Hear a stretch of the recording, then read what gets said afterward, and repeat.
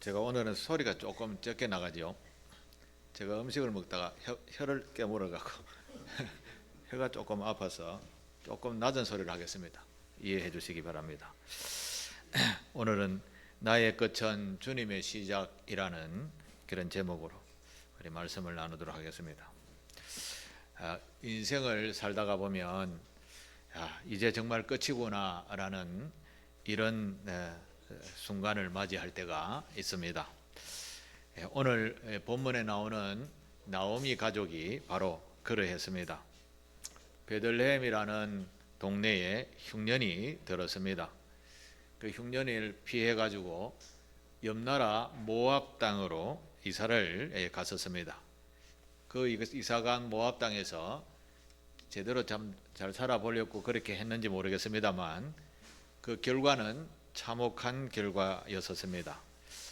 남편 엘리멜렉이 죽고 두 아들마저 세상을 떠나게 되었습니다.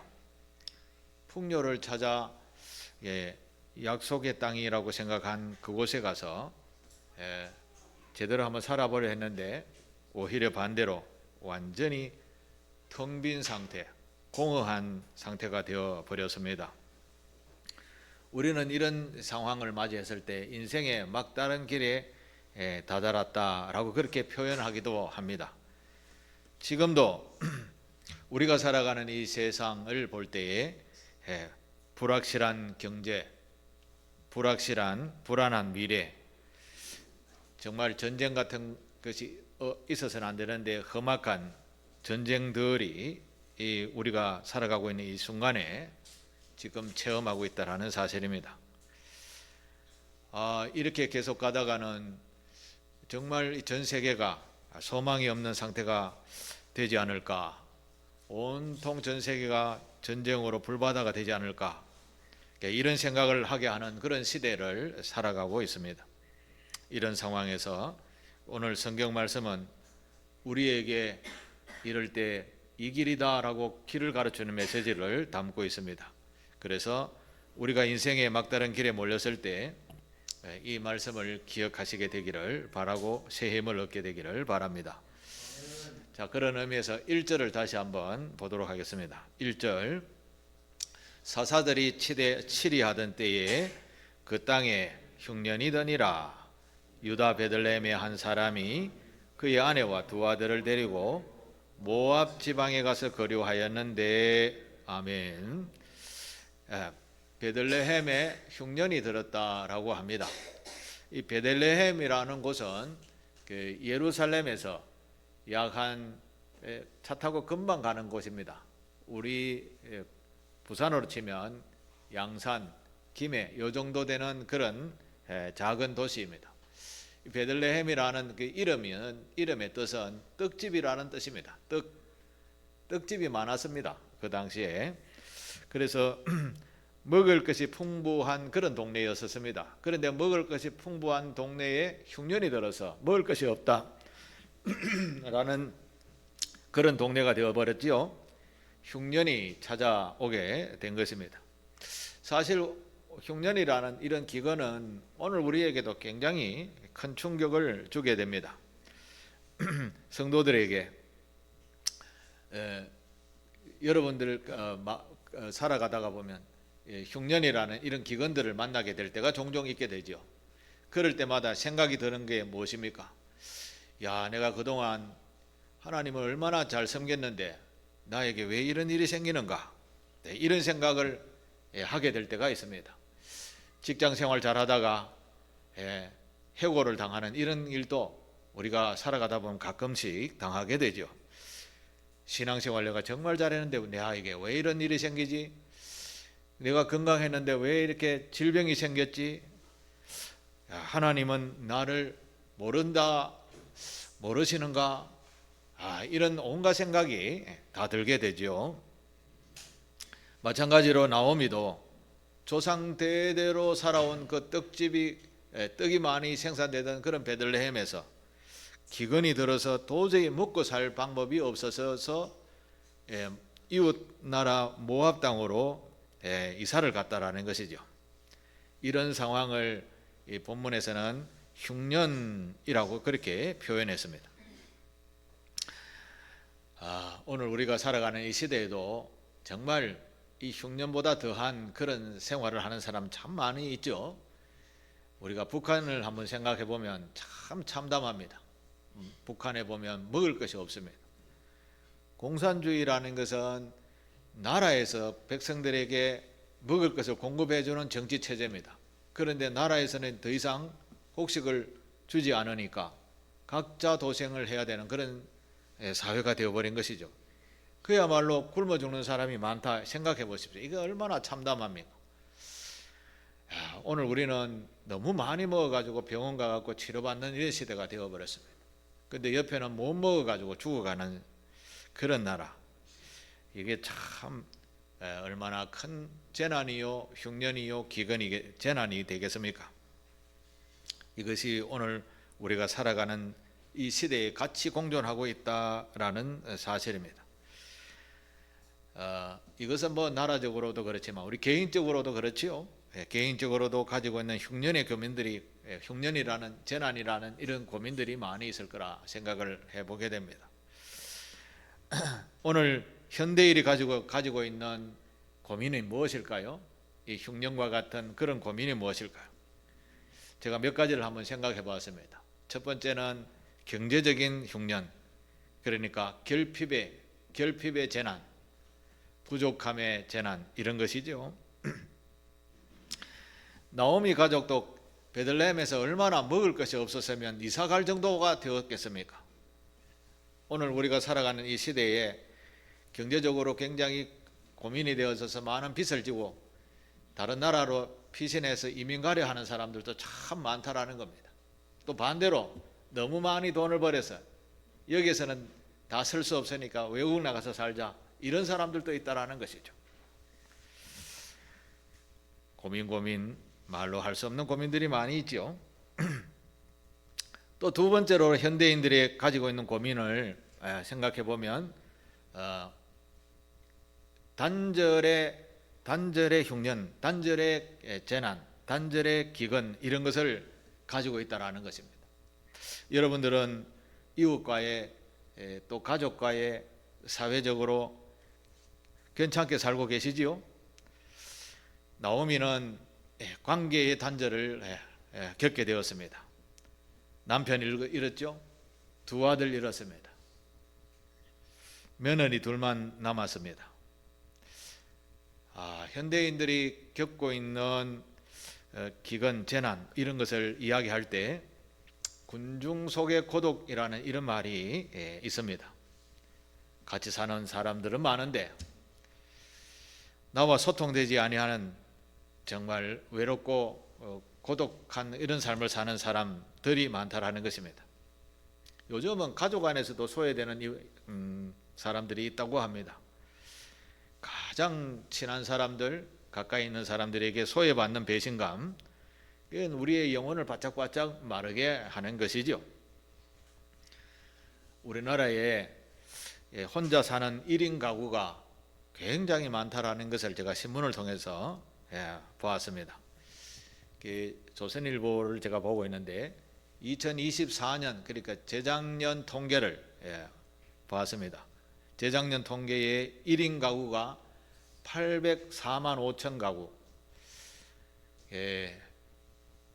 거의 40%, 36.1% 정도 되는 가구가 혼자 산다라고 하는 것이죠. 여기에 70대 이상, 그 다음에 20대가 주로 혼자 산대요. 그런데 좀 더 자세히 보니까 30대 남성이 그 중에 가장 많은 퍼센트를 차지하고, 그 다음에 60대 이상 여성들이 또 혼자 사는 분들이 많다라고 그렇게 통계를 내어놓았습니다. 인간관계의 단절 시대가 점점 많아지고 있습니다. 고독사, 이런 것들도 요즘 종종 우리 귀에 들려오게 되죠. 자, 우리는 이런 단절의 흉년의 시대를 살아가고 있습니다. 또 세 번째로는 우리 마음에 살아내어야 할 소망이 없는 흉년의 시대를 가지고 살아가고 있다라는 것입니다. 나오미가, 본문에 나오는 나오미가 바로 그러했습니다. 남편과 아들과 함께 소망을 가지고 살아왔는데 어느 날 갑자기 다 떠나버렸습니다. 좀 잘 제대로 한번 살아보려고, 먹고 마시는데 걱정 없이 살아보려고 이사까지 했는데 살아가야 할 소망을 완전히 소진해버리게 되었습니다. 나오미의 마음은 어땠을까요? 완전히 텅 빈 상태, 공허한 상태가 되어버린 것입니다. 아마 이 시대의 사람들이 바로 이런 모습으로 살아가지 않는가라는 것을 생각해 보게 됩니다. 겉은 멀쩡해 보여도 마음의 기쁨이 없고 왜 사는지 모르는 허무함만이 있는 그런 삶, 이게 인생의 가장 무서운 흉년이 아니겠습니까? 사람은 목적과 목표가 뚜렷하면 어려움도 이겨낼 수 있습니다. 넘어설 수 있죠. 그러나 삶의 뚜렷한 목적을 잃어버리고 소망이 없는 상태가 되어버리면 우리의 마음에 먼저 뭐가 오는가 하면 자포자기가 따라오는 겁니다. 자포자기. 이렇게 하다 보면 사람들이 가까이 하는 게 뭐냐 하면 심하면 마약 같은 것, 더 이상 소망이 없으니 거기에 막 심취해서 일하다가 헤어나오지 못하는 중독병에 걸리는 이런 경우들이 참 많다라는 것입니다. 이 현대에 이런 분들이 많죠. 미국 같은 이런 곳에 가니까 길가에 막 마약에 취해서 움직이지 못하는 이런 분들이 종종 뉴스에도 막 등장하게 됩니다. 이게 군중 속의 고독, 단절된 사회의 모습이 아닐까요? 자, 그러면 예수 믿는 저와 여러분들에게도 이런 흉년이 찾아오게 된다면 어떻게 해야 될까요? 그래서 오늘 성경 말씀은 중요한 교훈을 가르쳐 줍니다. 엘리멜렉과 나오미는 흉년을 피해 모압이라는 곳으로 이사 갔다 했죠. 당장 눈앞에 굶어 죽음, 그렇게 기근이 찾아왔을 때 이 눈앞에 기근을 피하려고만 했다라는 것이죠. 이들이 살아가는 베들레헴은 조상 하나님의 그러니까 하나님으로부터 조상들이 받은 땅입니다. 하나님으로부터 주어진 땅에 하나님의 백성들이 굶어 죽도록 그냥 둘까요? 고생은 될 수 있습니다. 그러나 이곳은 하나님의 땅이지, 하나님이 우리의 조상들에게 준 땅이지, 내가 그것을 이어나가야 되지라는 이런 자존감이 있어야 되지 않겠습니까? 그런데 버리고 떠나버렸다라는 것이죠. 이걸 뭐라고 하는가 하면 세상의 방법을 따랐다라는 것이죠. 조금만 고생이 되면 세상 방법으로 떠나버리는 겁니다. 싫으면 가는 겁니다. 좀 우리 교회를 이렇게 예를 들자면, 교회에 다니다가 조금 마음 상하고 목사님하고 조금 섭섭병이 좀 들면은 여기 교회 여기 뿌이가 하면서 떠나버린다라는 것이죠. 그러면 다른 교회 가서도 계속해서 은혜 위에 은혜를 더할 수 있을까요? 그곳에서 똑같은 인간들이 살기 때문에 섭섭병은 또 따라온다라는 것이죠. 그러다 보면 대체적으로 통계적으로 교회를 안 다니는 분들이 많다라는 것입니다. 그래서 보통 보면 그걸 교회에서 상처받아서 안 간다 이렇게 이야기하는데, 사실은 세상적으로 조금 좁은 소견을 가지고 살기 때문에 그런 것이죠. 조금 넓은 시각을 가지면 다 해석이 가능합니다. 세상의 방법을 취하다가 이러다가 저러다가 나중 결국은 속된 말로 낙동강 오리알 되는 겁니다. 믿음에서 떠나버리게 된다라는 것입니다. 그래서 날마다 눈에 보이는 풍요를 쫓아가다 보면 나오미와 같은 이런 실패의 인생을 걷게 된다라는 교훈입니다. 우리는 좀 어려워도 하나님께서 주신 산업이지라고 붙들고 있어야 되는 겁니다. 믿음의 길을 굳건히 걸어보십시오. 그러면 하나님이 완전히 넘어지도록 두실까요? 그렇지 않다고 성경은 그렇게 기록을 합니다. 인생에 우리의 문제들은 다양하게 우리 각자에게 다 있을 줄 압니다. 그러나 그 인생의 문제에서 세상의 편법, 세상의 수단 이런 것을 의지할 때 실패할 경우가 크다라는 교훈입니다. 우리는 그러면 어떻게 해야 될까요? 믿는 사람은 하나님의 방법을 찾으셔야 됩니다. 하나님의 방법으로 나아갈 때 인생의 흉년이 다가와도 소망을 잃지 않고 있기 때문에 이겨낼 수 있다는 것입니다. 예수 믿고 예수를 처음 믿고 교회 나오면 방해하는 요소가 많습니다. 이 속된 말로 사탄 마귀들이 그냥 안 둔다라는 것이죠. 자기 백성이 하나님의 백성이 되는데 가만둘 리가 있겠습니까? 어떠한 방법으로든지 공격을 하는 것이죠. 종교를 바꾸면 가문이 안 된다. 사실은 종교를 바꾸면 부자 됩니다. 복을 받습니다. 전능하신 하나님께 나오는데 복을 받지 저주를 받을까요? 사람들이 그런 소리를 합니다.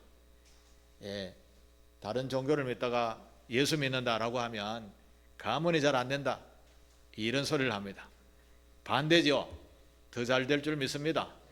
그런데 우리는 그것에 기가 얇아서 뭐 조금 안 되면 그런가 보다, 조금 안 되면 그런가 보다, 이렇게 생각합니다. 절대 그렇지 않다라고 여러분 마음에 확신을 가지시게 되기를 바랍니다. 예수는 오직 우리의 유일한 소망이십니다. 그 길에 우리가 구하면 반드시 응답해 주시는 분이 우리 주님이십니다. 그걸 부활의 몸으로 증명해 주셨습니다. 제자들이 그것을 붙잡고 일평생 동안 죽음을 불사하고 복음을 전했던 것이죠. 그게 교회의 뿌리가 되어져서 오늘 저와 여러분들과 전국 6만 개의 교회에서 지금 이 시간에 하나님께 예배하는 나라와 민족이 되었습니다. 백성들이 되었습니다. 정말 복이 있는 줄 믿습니다. 그러나 하나님이 없는 나라를 한번 보십시오. 어떻습니까? 정말 고통과 고난과 기근과 질병 이런 것으로 정말 오늘 또 고통 속에 살아가고 있는 시대의 모습이 아닙니까?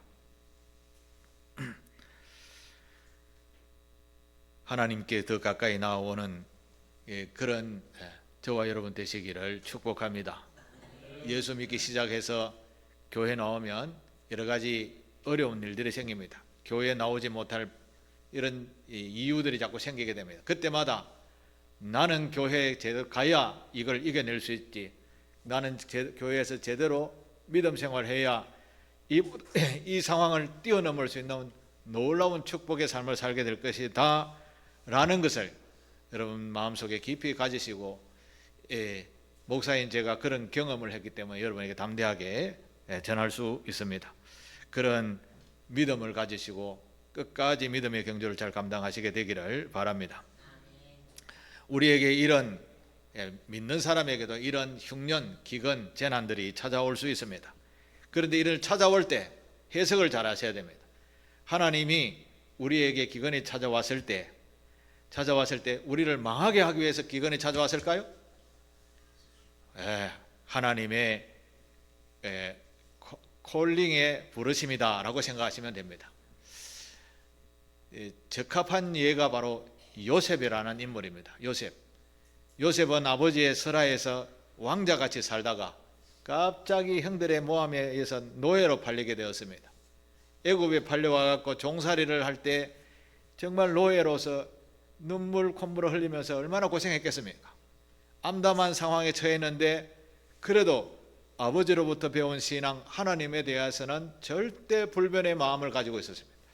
이 상황에 처한 것도 하나님이시지, 나를 이곳에 보내신 것도 하나님이시지, 내가 여기에서 최선을 다해야지 라는 소망을 가졌을 때 나중에 어떻게 되었습니까? 나라를 인도하는 선각자 역할을 감당하게 된 것이죠. 나오미에게도 마찬가지입니다. 나오미도 이런 절박한 상황까지, 참담한 상황까지 내려가게 되었습니다. 누구나 이런 일을 경험하기를 다 원하지 않을 것입니다. 그렇지만 그 일을 통해서 하나님은 그의 하나님의 나라의 일을 이루어 가시는 분이라는 것을 우리는 볼 수 있습니다. 그 놀라운 이야기가 바로 룻이라는 인물을 하나님이 컨택하게 되는 경우로 삼는 것이죠. 나오미는 이제까지 내 뜻으로 모압까지 왔습니다만, 그리고 절박한 상황에까지 갔습니다만, 하나님은 그 상황을 통해서 하나님의 나라의 귀한 일꾼을 세우는 그 그 룻이라는 인물을 선택하여서, 그리고 그 룻을 통해서 위대한 다윗이라는 인물을 이스라엘이라는 그 대표 왕으로 만들기 위해서 하나님은 이런 나오미의 고난을 통해서 길을 만들어 계셨다라는 것입니다.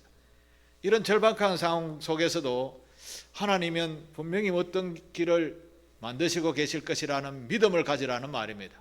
그래서 우리는 세상적인 편법을 가지고 지금 당장 내가 손해보고 내가 좀 아프고 고통스럽다 하더라도 하나님을 떠나버리는 이런 실수는 나오미와 같은 상황을 만들게 된다는 것입니다. 이런 상황에 처했을 때는 더욱 하나님을 의지하고 믿어, 하나님 나에게 왜 이런 일을 주셨지요? 하나님 계획하심을 제가 알면 얼마나 어려움도 이겨낼 수 있겠습니까? 라고 기도해야 된다는 것이죠.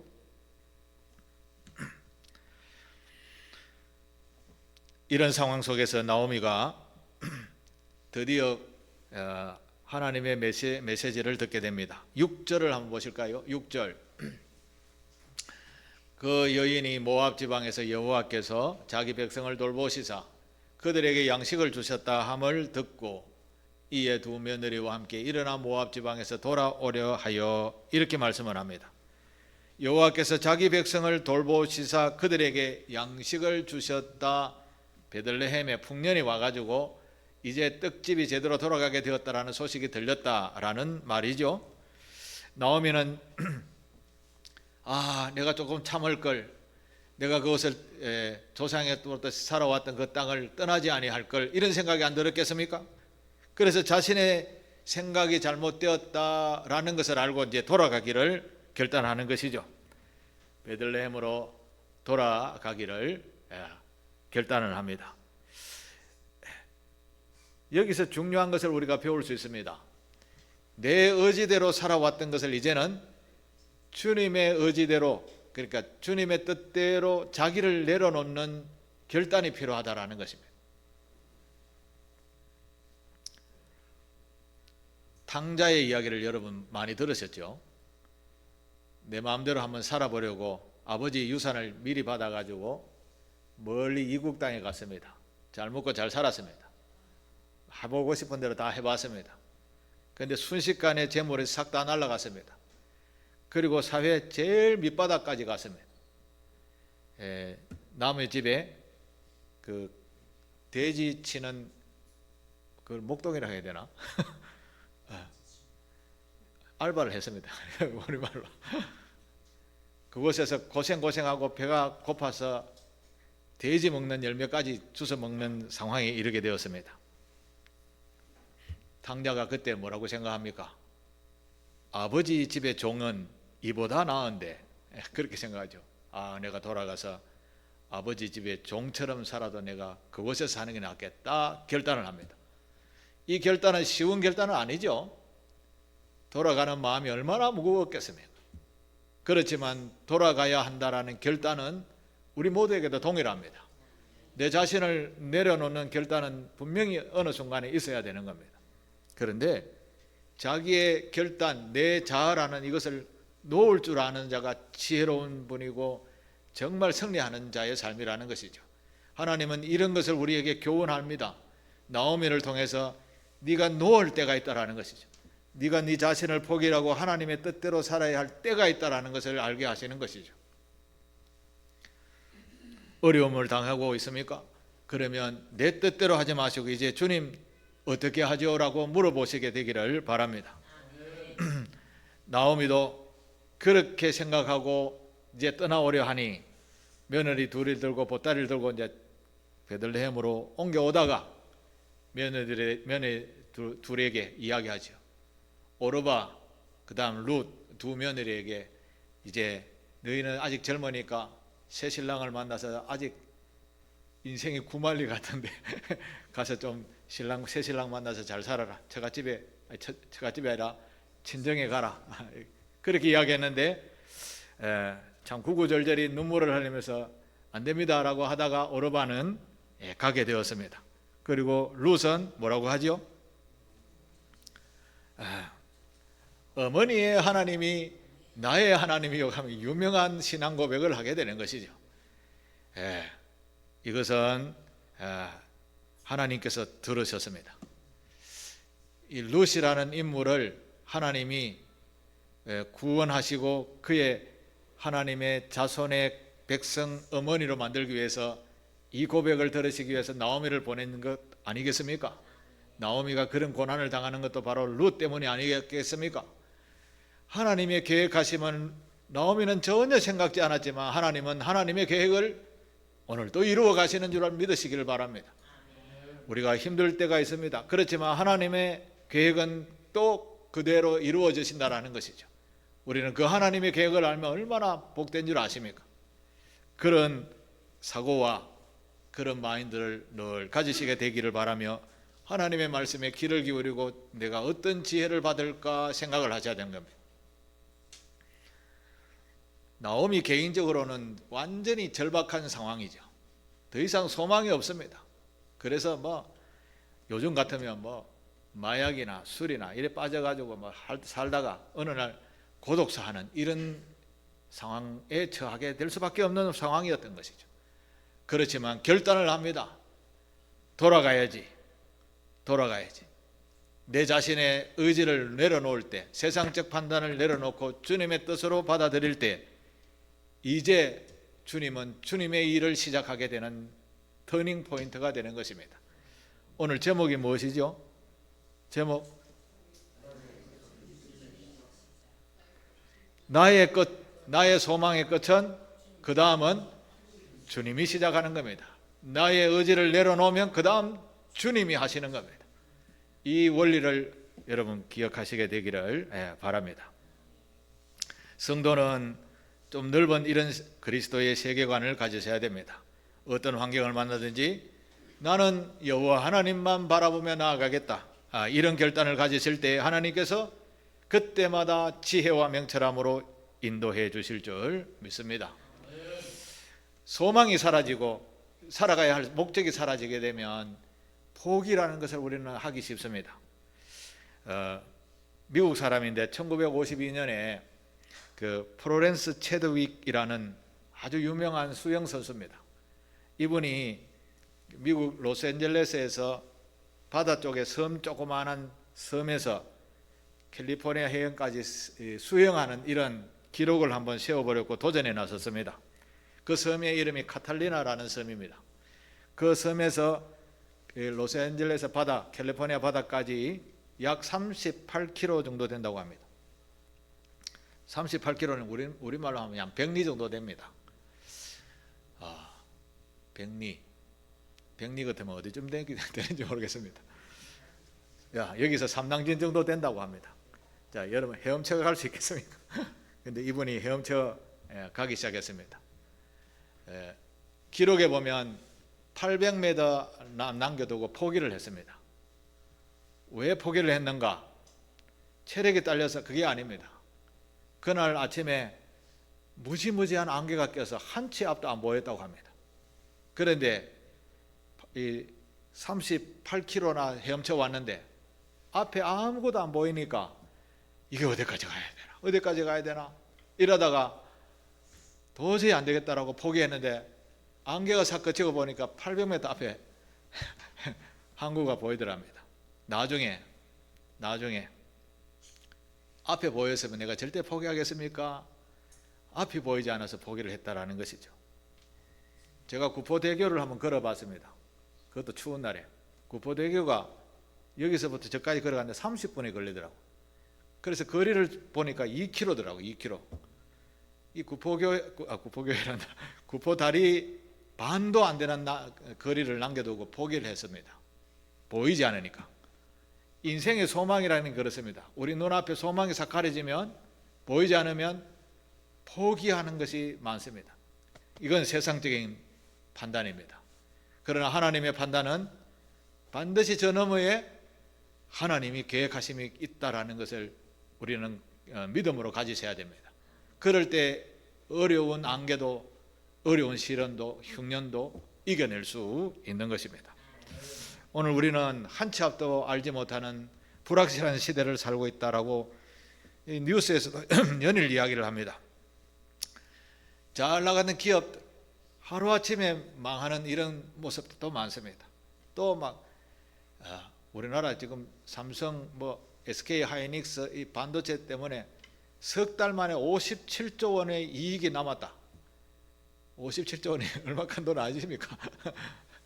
우리나라 전 인구에게 1년 동안 월급 다 줘도 남는 돈입니다.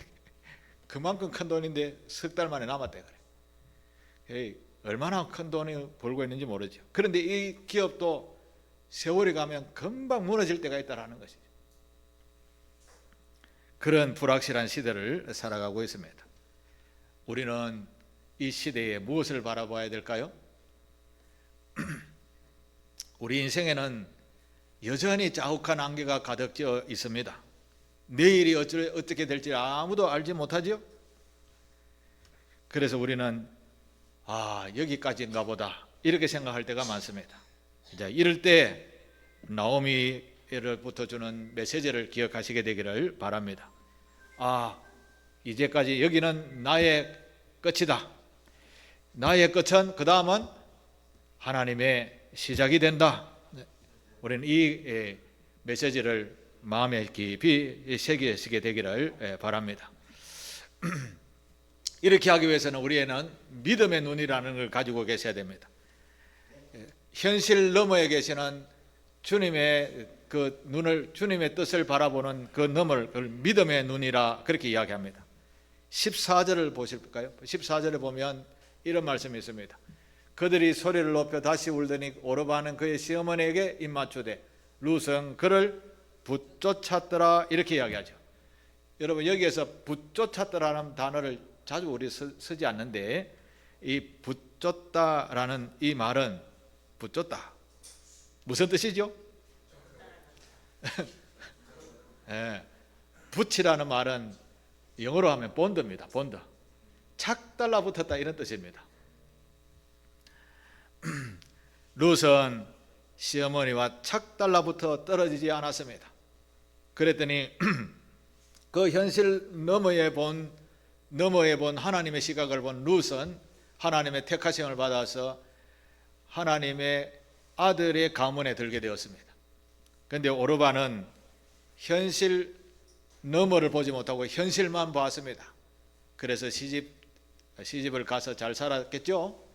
물론 그에게도 그의 선택권을 주었습니다. 룻은 룻의 선택을 쫓아서 갔더니 하나님께서 주신 놀라운 축복의 가문에 들게 된 것입니다.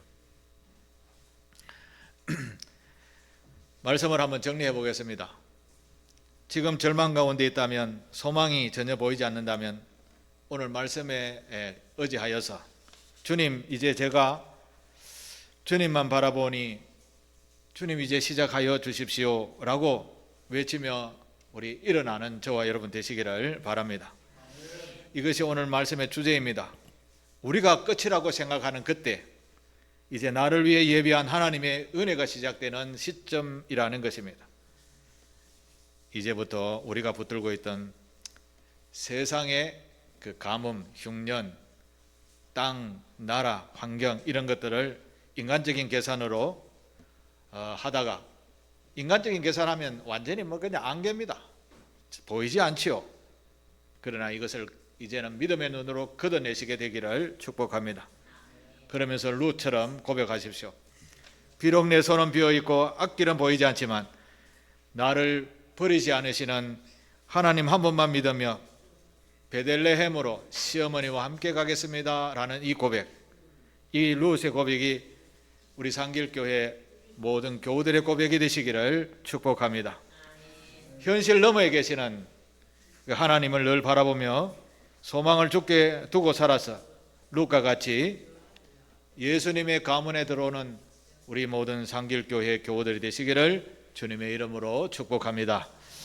기도하겠습니다. 하나님 아버지, 우리는 오늘 나오미의 실패와 룻의 결단을 말씀을 통하여 듣게 되었습니다. 우리가 겪는 인생의 흉년이 우리를 망하게 하는 것이 아니라 우리를 다시 하나님께로 돌이키게 하는 축복의 초대임을 말씀해 주셨습니다. 불확실한 시대 속에 살지만 이제는 눈앞의 안개가 아니라 그 너머에 팔을 벌려 우리를 기다리시는 주님을 바라볼 수 있게 하옵소서. 나의 끝은 주님의 시작임을 매일의 삶 속에서 선포하며 오직 주님만 믿고 당당히 걸어가는 믿음의 용사들이 다 되게 하여 주옵소서. 우리의 영원한 베들레헴이 되시는 예수 그리스도의 이름으로 기도드리옵나이다. 아멘.